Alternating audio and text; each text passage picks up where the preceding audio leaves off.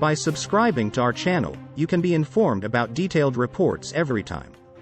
The tension between Iran and Israel in Syria has exceeded another major point of tension.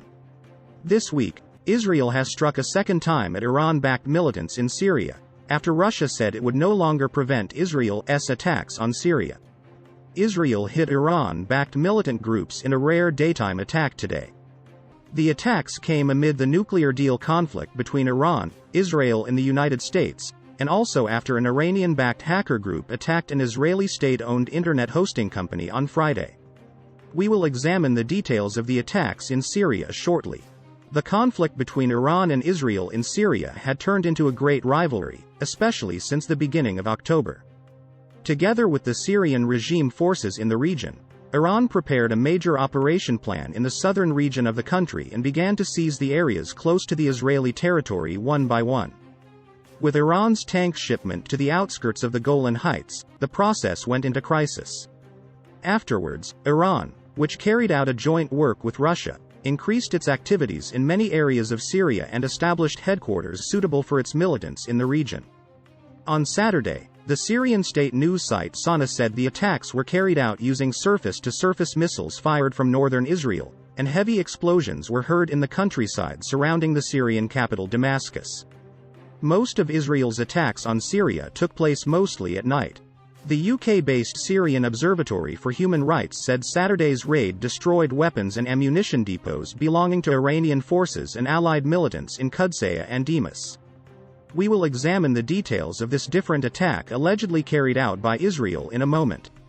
Deraa el-Balad, which is considered a critical region in southern Syria, is a gateway to the Golan Heights. With the involvement of Russia in the incident in Deraa el-Balad, the opposition forces in the region weakened at first and then gave up completely. With the dissidents in the region completely disarming, Russia left the region to Iranian-backed militants. We shared this with you as DJ. This was a very critical move for the region. Because the Deraa el-Balad region, on the southern border of the region, seemed to be Israel's contact zone. After this region passed the Iranian militants, Israel increased its airstrikes in the region. In early September, Russia blocked Israeli airstrikes and said it would continue to block Israeli airstrikes on Syria from now on. This situation tied Israel's hands, albeit to a limited extent. On the other hand, Israel's airstrikes in Syria this month found their targets and dealt a major blow to Iranian-backed militant groups. After the attacks, statements from Hezbollah militant leaders in Lebanon were that if Israel did not stop its airstrikes, it would respond in the same way. After this clear threat of Hezbollah militants against Israel, Israel continued its attacks over the U.S. airspace. There was extensive damage to many militant headquarters. With the Bennett-Putin meeting held in the past days, Israel has resolved the Syrian impasse. Putin said he would no longer block Israel's attacks, which meant that Iran-backed militants were completely defenseless. Putin's offer is allegedly based on an agreement with Israel. Russia absolutely does not want the USA in the region anymore and wants Israel to put forward an idea in this direction. It is also alleged that Putin asked Israel to persuade the US administration to lift sanctions on Syria. The shooting of Iranian-backed militants by Israel in the name of stability in the region is not a big problem for Russia. Because the two allies in the region have been in a certain fight with each other for a long time. Iran, with its powerful commanders in the Syrian regime forces, has long been an obstacle to Russia's operations in the region.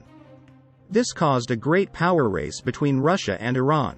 Today, Israel struck Iranian militants with daytime missile attacks. This was something that had not been done in a long time. The biggest impact here was the agreement between Russia and Israel, which we just mentioned, but another thing Israel did differently was that the attack on Syria for the first time in a long time was a land-to-ground missile attack. With this attack, it is clearly seen that Israel is preparing a much more intense attack against the Iranian-backed militants. Iran, on the other hand, seems to be pursuing a new response plan against the losses incurred by the militants it supports. In the near term, we may see an attempt by Hezbollah militants to attack Israel via Lebanon. In addition, Iran is currently deploying air defense systems in Syria without the permission of Russia and openly declares that it is preparing to go to war with Israel. When we look at the details of the missile attack in Damascus, the capital of Syria, Israel targeted a number of locations surrounding Damascus in a rare daytime strike on Saturday, according to Syrian media reports.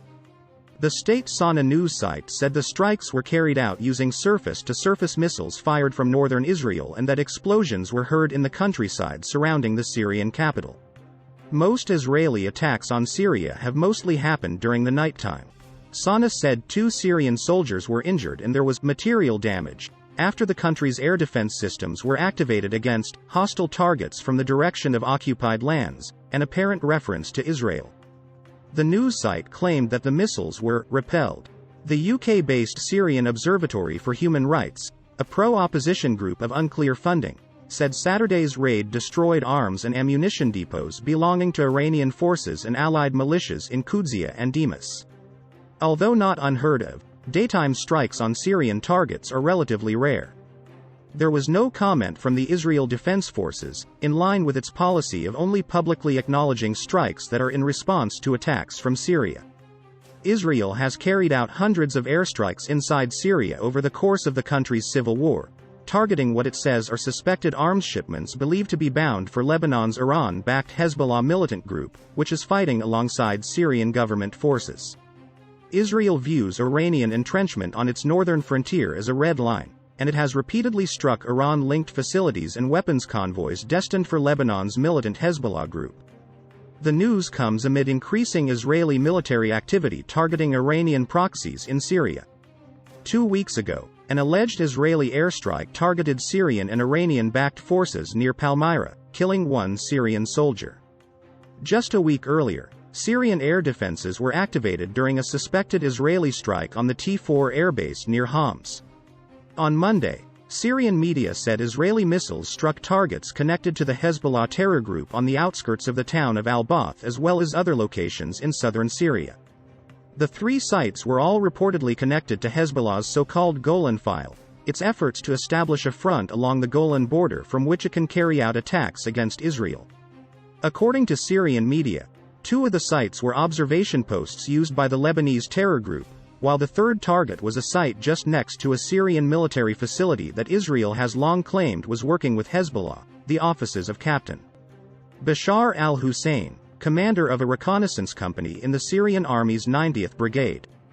The Syrian Observatory for Human Rights, a pro-Syrian opposition organization of unclear funding, said the strikes caused material damage, but there was no immediate word on casualties.